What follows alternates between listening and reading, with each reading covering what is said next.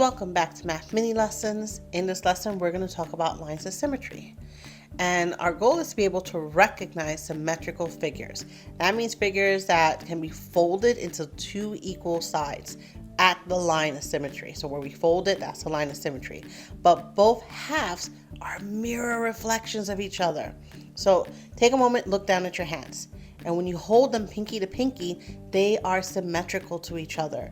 They are exactly the same, but they are also mirror reflections. You can fold them onto each other and they would be equal to each other. Okay, so things I want you to think about during this lesson. We want to be able to identify symmetrical figures, visualize and identify where that line of symmetry is, like where you would fold it to make them overlap on each other so they were perfectly the same, and identify the number of lines of symmetry.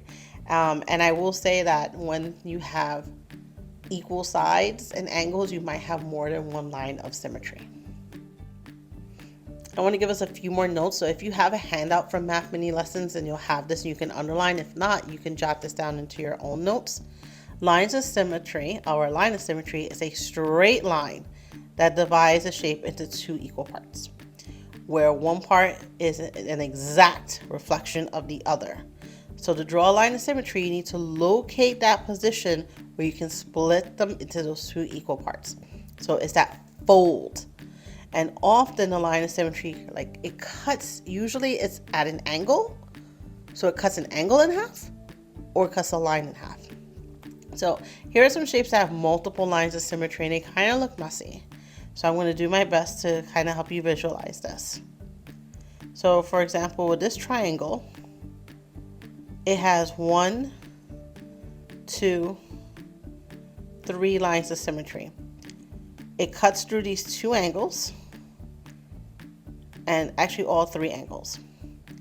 Try and imagine, this is like where I would fold it, and I would fold these two pieces over so that they would make exact pieces.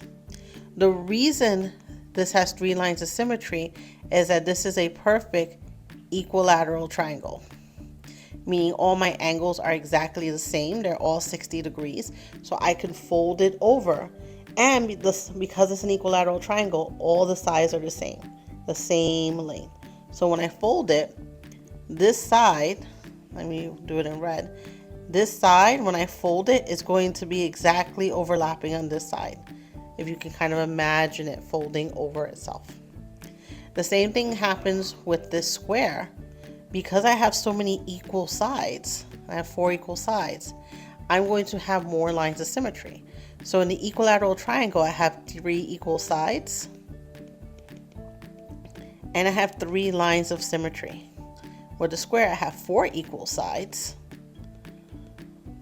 and so I have 4 lines of symmetry. Here's my pentagon, and because it has all equal sides, we call it a regular pentagon. Let me just write it here, 4 equal sides. So you can guess it's also going to have more places where I can fold it. So starting here, 1, 2, 3, 4, 5. So when you have a polygon that has a lot of equal sides, the equal sides are going to tell you about the lines of symmetry. Here I have a hexagon, and this is also a regular hexagon, which means it has 6 equal sides. So it has 6 lines of symmetry. Okay, so there's a connection there. So let's hit pause and jot this down, and we're going to get to some practice. When something has a line of symmetry, it is symmetrical. It's symmetric, meaning both sides are equal to each other.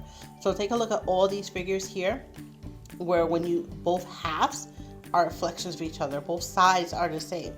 So these are all symmetrical.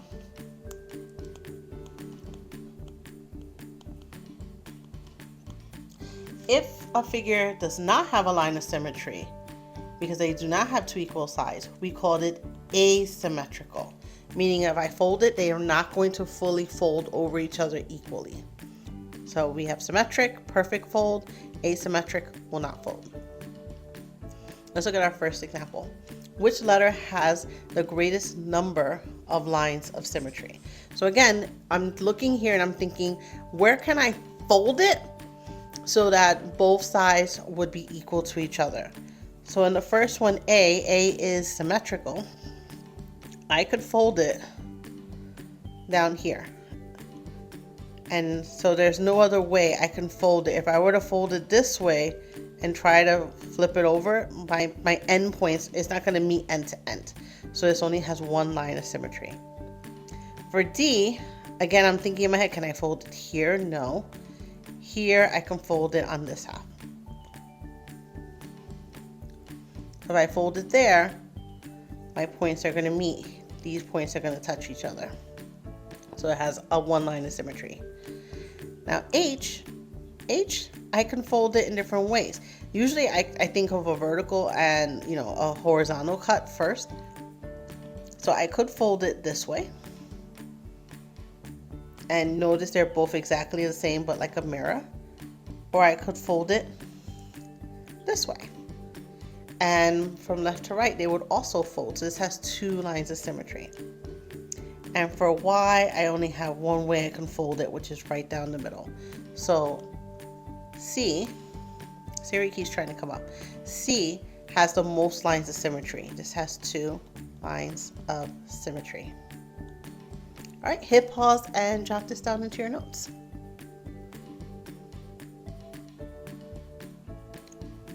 Okay, let's do just one more together for the guided practice. Which 2 points would be on a line of symmetry for the shaded figure? So where would I fold it where I would have a line of symmetry? So if I tried this, I know that this isn't going to have a line of symmetry. It's not going to fold point to point. Same thing with my Y, that's not two equal sides. Or if I go here, would that be two equal sides? If I went here to here? No, because I need another point super far away. So what about here? Yes, I can cut it right there. And this will give me my line of symmetry connecting Y, W, and X. Okay, so a lot of this is really visualization. You're visualizing in your mind where can you fold it. And for some kids, they kind of need it to be in their hands and literally fold the paper. So if you're like that, you can always trace the shape and just fold it yourself so you can look and see it. And that's okay, because sometimes your mind needs to play with it in order to see it. But this is what we're looking for symmetry.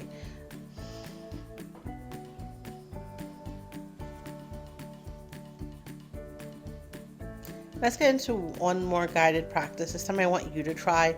Again, if you have math mini lessons and you have this fourth grade lesson, you have this page printed out. If you do not, then you can take a screenshot of it and literally on a phone or an iPad, just use the pencil feature to try playing with lines of symmetry. But I would like you to try and draw at least one line of symmetry for every single shape here. And if you notice, if you think you have a shape that has more equal sides, so more lines of symmetry, you can start it, but hit pause and let's see if you can find those lines of symmetry. Okay, let's do the reveal. Something I want to notice is, again, when you have equal sides, when you can turn something around and have that turning symmetry, you're going to have more lines of symmetry. So here's the first set, and these are all the ones that you can just fold into halves. So notice those three on the bottom, and look at that one at that oval, how I could have folded it two different ways, so it has actually two lines of symmetry. And then I started thinking about rectangles, and rectangles have two equal sides. So we have two rectangles here that have two lines of symmetry, and you can see how I could also split them in those two ways, very similar to our oval. Then I looked at our equilateral triangle, which means it has three equal sides. So it's going to have three lines of symmetry all through the angles, going straight through that angle to the other side. Let's see what other regular, here's a square. A square has four equal sides, so it has four lines of symmetry. And lastly, we have a regular hexagon, which means it has 6 equal sides and 6 lines of symmetry that we can look at there. So look at all of those lines. It does also help sometimes in terms of counting your lines of symmetry when it has a lot. Sometimes I just start at a starting point so that I can see where it starts and ends, and I call that 1. And then I just start going clockwise, 2, 3, 4, 5, and this one's 6. So I know all the other ones are of another line, so that can help too.